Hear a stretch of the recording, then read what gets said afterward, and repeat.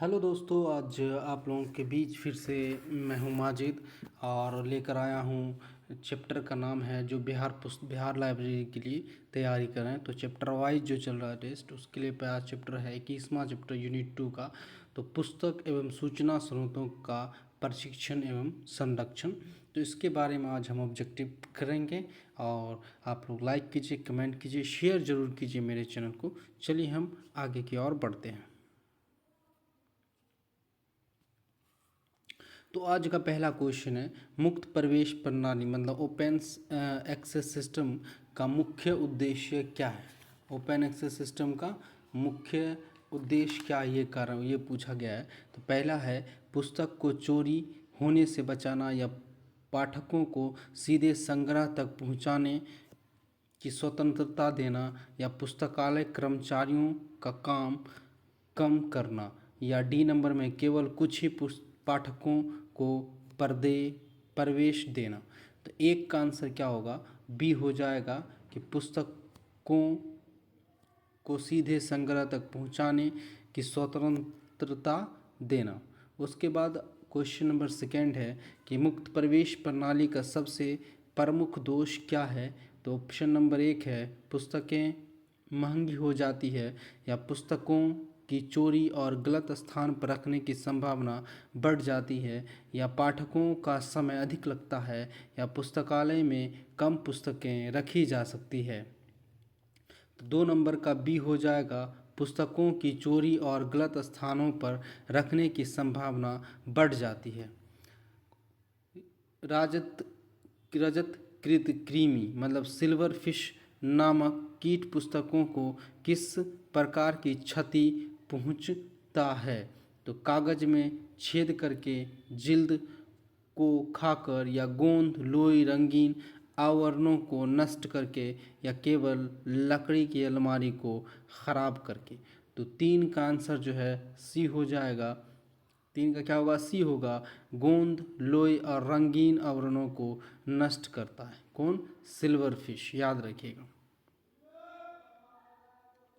उसके बाद है पुस्तकों को प्रकृति क्षति जैसे नमी तापमान में से बचाने का सबसे उत्तम उपाय क्या है। तो पुस्तकों को धूप में रखना, पुस्तकालय को वातानुकूलित मतलब एयर कंडीशन रख करना, या पुस्तकों पर प्लास्टिक कवर चढ़ाना, या अलमारी को हमेशा खुले रखना।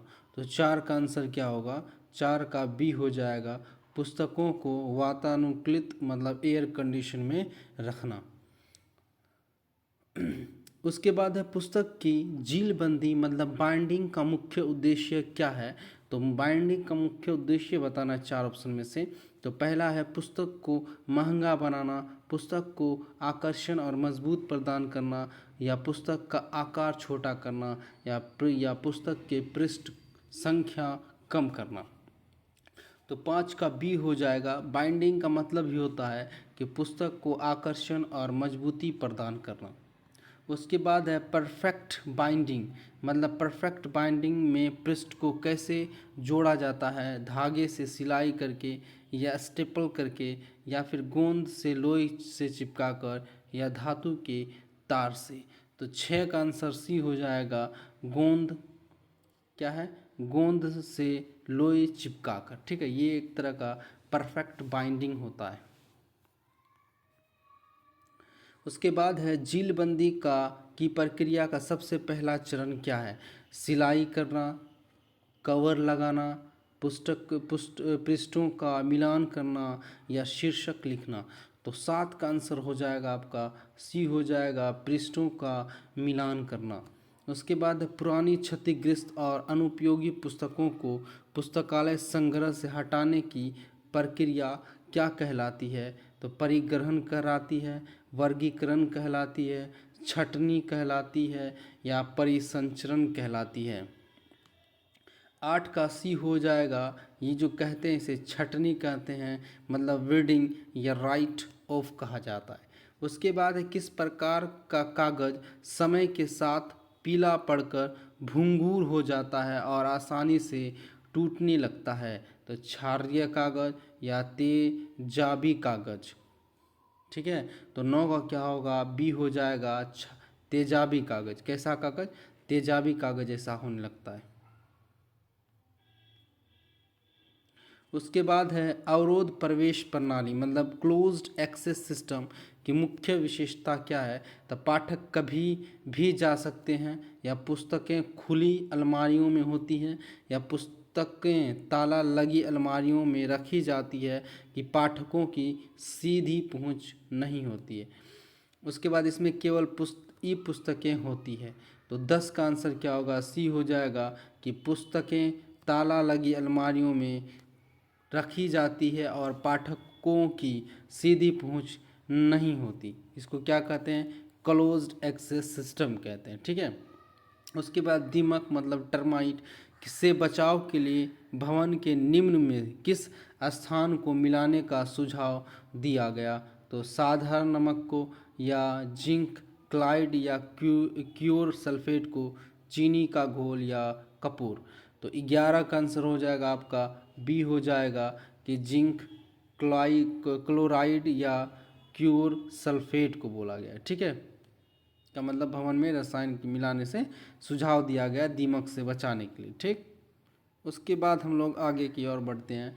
तो पाठकों के द्वारा पुस्तकों के पृष्ठ फाड़ने जैसी समस्या को कम करने के लिए पुस्तकालय क्या सुविधा प्रदान कर सकता है। तो पुस्तकों पर जुर्माना बढ़ाना, या फोटोस्टेट फोटोकॉपी की सुविधा देना, या पुस्तकालय बंद करना, या केवल ई पुस्तकें रखना।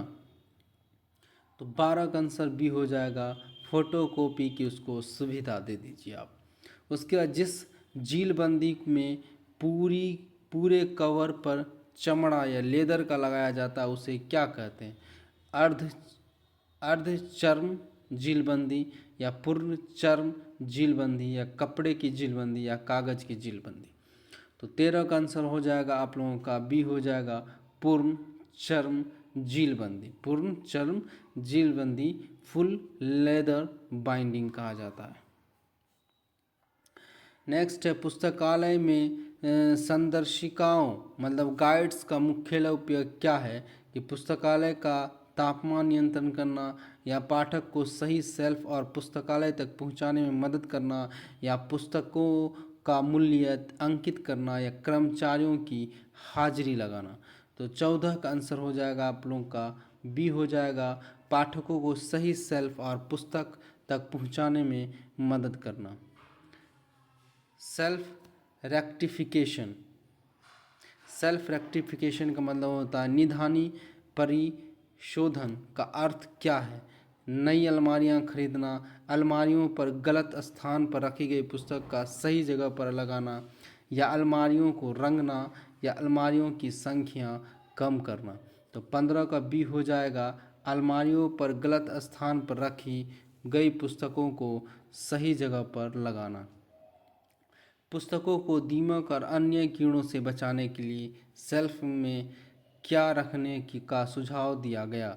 मतलब शेल्फ में क्या रखने का सुझाव दिया गया, मीठी गोलियां, नेप्थलीन या कपूर की गोलियां, या गीले कपड़े, या चॉक पाउडर। तो 16 का आंसर हो जाएगा बी आप लोगों का, नेप्थलीन या कपूर की गोलियां। नेक्स्ट है लाइब्रेरी संस्करण मतलब लाइब्रेरी एडिशन वाली पुस्तकों की क्या विशेषता होती है। तो वे सबसे सस्ती होती है, उनका कागज और जीलबंदी अधिक टिकाऊ होती है, वे केवल एक बार पढ़ी जा सकती है, वे आकार में बहुत छोटी होती है। तो 17 का आंसर बी हो जाएगा, उनका कागज और जीलबंदी अधिक टिकाऊ होती है। अवरोध प्रवेश प्रणाली मतलब क्लोज एक्सेस सिस्टम का मुख्य लाभ क्या है। पाठकों का समय बचाना, पुस्तकों की चोरी और क्षति की संभावना कम होती है, पुस्तक का उपयोग बढ़ता है, या कम कर्मचारियों की आवश्यकता होती है। तो 18 का आंसर हो जाएगा बी हो जाएगा, पुस्तकों की चोरी और क्षति की संभावना कम होती है।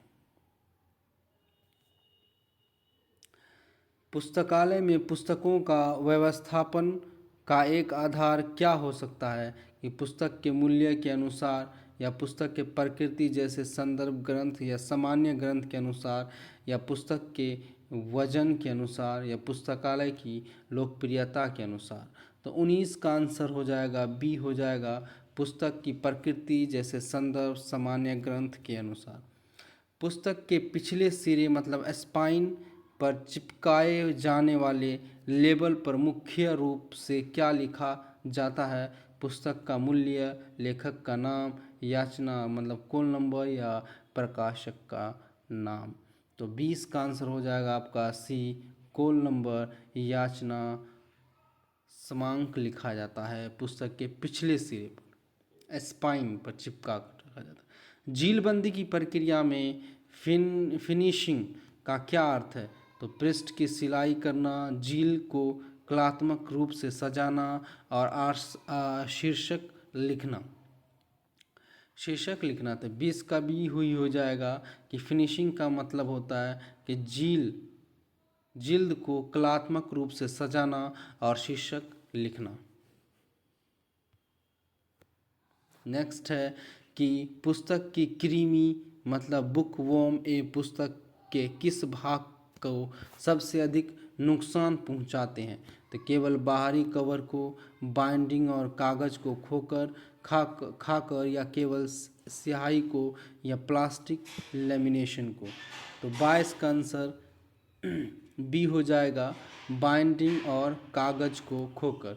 फफूंदी मतलब फंगस की वृद्धि के लिए किस प्रकार का वातावरण सहायक होता है?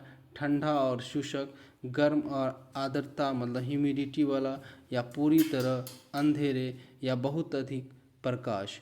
तो 23 का आंसर हो जाएगा बी, हो जाएगा गर्म और आर्द्रता ह्यूमिडिटी वाला। तो गर्म और आर्द्रता मतलब ह्यूमिडिटी वाला कहा जाता है। फफूंदी मतलब फंगस का मतलब होता है। तो चलिए नेक्स्ट, उसके बाद है 24 नंबर, जीलबंदी के लिए भेजी जाने वाली पत्रिकाओं। जीलबंदी के लिए भेजी जाने वाली पत्रिकाओं को अंकों मतलब इशू के साथ क्या भेजना आवश्यक है? तो खाली कागज, जिल्द साझा का पता, या आख्या मतलब टाइटल और विषय सूची पृष्ठ, या लेखक का फोटो। तो 24 का आंसर हो जाएगा आप लोगों को सी, हो जाएगा आख्या मतलब टाइटल और विषय सूची पृष्ठ। किस प्रकार की बाइंडिंग में पुस्तकों को पूरा खुलने में आसानी होती है, परंतु कुछ समय के बाद पृष्ठों को के निकालने का खतरा रहता है? तो पूर्व चरम जीलबंदी, या परिपूर्ण मतलब परफेक्ट बाइंडिंग में, तार की सिलाई में, या कपड़े की जीलबंदी में। तो 25 का आंसर बी हो जाएगा, परिपूर्ण मतलब परफेक्ट बाइंडिंग में होता है। ठीक है, तो आज हम लोग नेक्स्ट उसके बाद एक चैप्टर का और करेंगे। आज 2 चैप्टर का हम लोग करेंगे ऑब्जेक्टिव। तो नेक्स्ट चैप्टर का नाम जो है पुस्तकालय के प्रमुख अभिलेख तथा वार्षिक प्रतिवेदन। आप इस चैनल को लाइक कीजिए, कमेंट कीजिए, शेयर कीजिए, और कहीं भी रहे बस पर डे चैप्टर वाइज आप लोग ज़रूर एक बार टेस्ट जरूर लगाया करें इस चैनल से, बहुत ही फ़ायदा रहेगा, आप रिवीजन में रहेगा। तो अगला चैप्टर का नाम है पुस्तकालय के प्रमुख अभिलेख तथा वार्षिक प्रतिवेदन। यूनिट 2 चल रहा है। तो चलिए इसका आज हम लोग क्वेश्चन लगाते हैं। तो इसका आज पहला क्वेश्चन इस चैप्टर का कि पुस्तकालय का वार्षिक प्रतिवेदन मतलब एनुअल रिपोर्ट तैयार करने का मुख्य आधार क्या होता है? तो पुस्तकालय अध्यक्ष की कल्पना, या पाठकों के सुझाव, या वर्ष भर की गतिविधियों के अभिलेख और पंजिकाएं, और अन्य पुस्तकालय की रिपोर्ट। तो एक का जो आंसर होगा, एक का आंसर जो होगा सी हो जाएगा, वर्ष भर की गतिविधियों के अभिलेख और पंजिकाएं। एनुअल रिपोर्ट का मतलब ये होता है। उसके बाद है वार्षिक प्रतिवेदन का एक प्रमुख उद्देश्य क्या है? तो केवल खोई हुई पुस्तक की सूचना बनाना, या पुस्तकालय की प्रगति और अवनति के बारे में अधिकारियों को सूचित करना, या कर्मचारियों के अवकाश का हिसाब रखना, या पुस्तकालय को बंद करने की योजना बनाना। तो 2 का आंसर जो हो जाएगा बी हो जाएगा कि पुस्तकालयों की प्रगति और अवनति के बारे में अधिकारियों को सूचित करना। 3 नंबर क्वेश्चन है कि किसी विशेष घटना जैसे चोरी, आग लगने की सूचना देने के लिए कौन सा प्रतिवेदन तैयार किया जाता है। 1 नंबर में है मौखिक प्रतिवेदन, विशिष्ट प्रतिवेदन या वार्षिक प्रतिवेदन या दैनिक प्रतिवेदन। तो 3 का आंसर जो होगा बी हो जाएगा, विशिष्ट प्रतिवेदन। क्या होगा? विशिष्ट प्रतिवेदन होगा। वार्षिक प्रतिवेदन को पुस्तकालय के वर्ष भर के कार्यों का क्या माना जाता है। तो एक अनावश्यक बोझ, एक गोपनीय दस्तावेज या दर्पण या एक कानूनी विवाद। तो 4 का आंसर जो होगा सी हो जाएगा, एक दर्पण माना जाता है। क्या माना जाता है? एक दर्पण माना जाता है। उसके बाद है वार्षिक प्रतिवेदन के पुस्तकालय का उपयोग तथा जन सेवा भाग में कौन सी सूचनाएं शामिल होती हैं। कर्मचारियों का वेतन, जेलबंदी मतलब बाइंडिंग का खर्च, सदस्यों और आगंतुकों की संख्या या भवन निर्माण की लागत। तो 5 का आंसर सी हो जाएगा, सदस्यों और आगंतुकों की संख्या। 6 नंबर क्वेश्चन है भंडार मतलब सत्यापन, स्टॉक वेरिफिकेशन के प्रमाण की जानकारी प्रतिवेदन के किस भाग में दी जाती है। तो पुस्तकालय वित्त में, पुस्तकालय कर्मिकगण में, पुस्तकालय प्रशासन तथा तकनीकी सेवाएं या विविध में। तो 6 का आंसर सी हो जाएगा, पुस्तकालय प्रशासन तथा तकनीकी सेवाओं में। पुस्तकालय के आय के स्रोतों में पुस्तकालय उपकार मतलब लाइब्रेरी सेस का उल्लेख किस प्रकार के पुस्तकालय के संदर्भ में किया गया है। तो विश्वविद्यालय पुस्तकालय, महाविद्यालय पुस्तकालय या सार्वजनिक पुस्तकालय या विशिष्ट पुस्तकालय, मतलब लाइब्रेरी सेस के बारे में बोल रहा है। ठीक है। तो 7 का आंसर जो होगा सी हो जाएगा, सार्वजनिक पुस्तकालय। कौन सा पुस्तकालय के लिए? सार्वजनिक पुस्तकालय के लिए। वार्षिक प्रतिवेदन तैयार करने से पुस्तकालय को क्या लाभ होता है। तो पुस्तकालय में पुस्तकों की संख्या कम हो जाती है, कर्मचारियों का काम बढ़ जाता है, यह पुस्तकालय की कार्य दक्षता या का मूल्यांकन करने में सहायक होता है, या पुस्तकालय का बजट कम हो जाता है। तो 8 का आंसर जो होगा सी हो जाएगा, पुस्तकालय की कार्य दक्षता का मूल्यांकन करने में सहायक होता है। नेक्स्ट क्वेश्चन है कि प्रतिवेदन में आंकड़ों की अधिक उपयोगी बनाने के लिए उनकी तुलना किससे करने की सुझाव दिया गया। तो विदेशी पुस्तकालय, पिछले वर्ष के आंकड़ों से, या स्कूल के नतीजे से, या देश की जनसंख्या से। तो 9 का आंसर जो होगा बी हो जाएगा, पिछले वर्ष की आंकड़ों से, पिछले वर्ष के आंकड़ों से। उसके बाद नेक्स्ट है उसके बाद नेक्स्ट क्वेश्चन है 10 नंबर कि प्रतिवेदन के माध्यम से सूचना प्रदान करना किस अधिनियम के तहत महत्वपूर्ण हो गया। तो सूचना अधिकार अधिनियम 2005, या भारतीय कॉपीराइट अधिनियम 1957, या कंपनी अधिनियम 1956, या शिक्षा का अधिकार अधिनियम 2009। तो 10 का आंसर जो होगा 10 का ए हो जाएगा, सूचना का अधिकार अधिनियम 2005। पुस्तकालय में अंतर ग्रंथालयीन आदान इंटर लाइब्रेरी लोन के आंकड़े प्रतिदिन किस खंड में दिखाए जाते हैं। तो पुस्तकालय वित्त में, पुस्तकालय उपयोग तथा जन सेवाएं, पुस्तकालय कर्मिकगण, या पुस्तकालय प्रशासन। तो 11 का जो आंसर होगा बी हो जाएगा, पुस्तकालय का उपयोग तथा जन सेवाएं। उसके बाद खरीदे गए, भेंट स्वरूप प्राप्त और विनिमय द्वारा प्राप्त ग्रंथों की कुल संख्या का विवरण कहाँ दिया जाता है। ग्रंथ भंडार मतलब पुस्तकालय भंडार खंड में, वित्त विखंड में, या जन सेवाएं खंड में, या विविध खंड में। क्या बोला? खरीदे गए, भेंट स्वरूप प्राप्त। तो 12 का आंसर जो होगा ए हो जाएगा, ग्रंथ भंडार पुस्तक भंडार खंड में।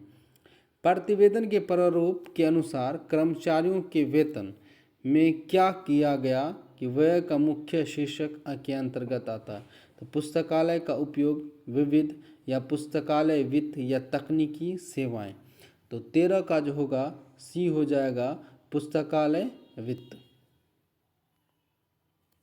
उसके बाद है प्रतिवेदन के विविध भाग में सामान्यतः क्या शामिल होती है? तो पाठकों की संख्या, जारी की गई पुस्तकों की संख्या, या फिर भविष्य की योजनाएं और नई सेवाएं, कर्मचारियों का वेतन। तो 14 का आंसर जो होगा सी हो जाएगा भविष्य की योजनाएं और नई सेवाएं। किस प्रकार के प्रतिवेदन का कोई अस्थायी महत्व नहीं होता क्योंकि वह लिखित रूप में नहीं होता? वार्षिक प्रतिवेदन, विशिष्ट प्रतिवेदन, मौखिक प्रतिवेदन या मासिक प्रतिवेदन। तो 15 का आंसर जो है सी हो जाएगा मौखिक प्रतिवेदन। वार्षिक प्रतिवेदन पुस्तकालय प्राधिकरण को क्या जानने में मदद करता है? तो पाठकों की व्यक्तिगत जानकारी, कर्मचारियों की कार्यकुशलता, शहर का मौसम या देश की राजनीतिक स्थिति। तो 16 का आंसर जो है बी हो जाएगा कर्मचारियों की कार्य कुशलता। नेक्स्ट है पुस्तकालय का वार्षिक प्रतिवेदन तैयार करने और प्रस्तुत करने की जिम्मेदारी सामान्यतः किसको होती है? किसी पाठक को, किसी कर्मचारी, सफाई कर्मचारी को, या पुस्तकालय अध्यक्ष को, या पुस्तक विक्रेता को। तो 17 का जो होगा सी हो जाएगा पुस्तकालय अध्यक्ष को होता है। प्रतिवेदन तैयार करने के लिए आवश्यक आंकड़े कहाँ से एकत्रित किए जाते हैं? समाचार पत्र से, पुस्तकालय विभिन्न रजिस्टर और अभिलेख से, या पाठकों के साक्षात्कार से, या सरकारी कार्यालयों से। तो 18 का जो होगा 18 का बी हो जाएगा पुस्तकालय के विभिन्न रजिस्टर और अभिलेख से। प्रतिवेदन के प्रचार तथा विस्तार सेवाएं पब्लिक एंड एक्सटेंशन सर्विस खंड में क्या दर्शाया जा सकता है? चल ग्रंथालय द्वारा दी गई सेवाएं, खरीदे गए कंप्यूटर या वर्गीकृत पुस्तकों की संख्या, या प्राप्त हुआ दान। 19 का ए हो जाएगा चल ग्रंथालय द्वारा दी गई सेवाएं। नेक्स्ट है वार्षिक प्रतिवेदन जनसाधारण के लिए किस रूप में कार्य करता है? तो मनोरंजन का साधन, भ्रम फैलाने का साधन, प्रचार का साधन, या जुर्माना का साधन। तो 20 का आंसर सी हो जाएगा प्रचार का साधन। पुस्तकालय द्वारा वर्ष भर में कितने पुस्तकालय की जीलबंदी कराई गई? यह सूचना किस भाग से संबंधित है? जन सेवा विभाग से, तकनीकी सेवा विभाग से, वित्त विभाग से, या कार्मिक विभाग से। तो 21 का आंसर जो है 21 का आंसर बी हो जाएगा तकनीकी सेवा विभाग से। यदि किसी पुस्तकालय को अधिक धन या कर्मचारी की आवश्यकता है तो यह मांग किस दस्तावेज के माध्यम से प्रभावी ढंग रखी जा सकती है? तो मौखिक प्रतिवेदन, एक सामान्य पत्र, या वार्षिक प्रतिवेदन, या समाचार पत्र विज्ञान। तो 22 का आंसर जो होगा सी हो जाएगा वार्षिक प्रतिवेदन। 23 नंबर है पुस्तकालय में वर्ष आरंभ में कुल कितनी पुस्तकें थी और वर्ष के दौरान कितनी नई पुस्तकें आई? यह जानकारी किस खंड का हिस्सा है? तो पुस्तकालय वित्त का, जन सेवा का, या ग्रंथ भंडार का, या विविध का। तो 23 का जो होगा बी हो जाएगा ग्रंथ भंडार का। किसका है? ग्रंथ भंडार का है। 24 नंबर है किस पुस्तकालय का आधिकारिक इतिहास जानने के लिए कौन सा दस्तावेज सबसे उपयोगी होगा? तो पुस्तकालय की प्रवेश पंजिका, या कर्मचारियों की उपस्थिति पंजिका, वार्षिक प्रतिवेदन, सुझाव पंजिका। 24 का आंसर है सी हो जाएगा वार्षिक प्रतिवेदन।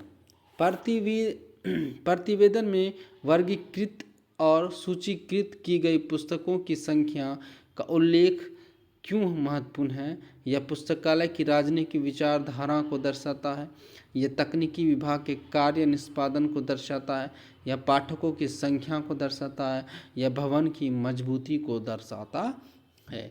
तो 25 का आंसर जो होगा बी हो जाएगा। यह तकनीकी विभाग के कार्य या निष्पादन को दर्शाता है। चलिए आज यहीं तक हम टेस्ट को बंद करते हैं और आप लोग ज़रूर देखिए, शेयर कीजिए, लाइक कीजिए। इन सब चीज़ों के लिए आप लोगों का दिल से धन्यवाद।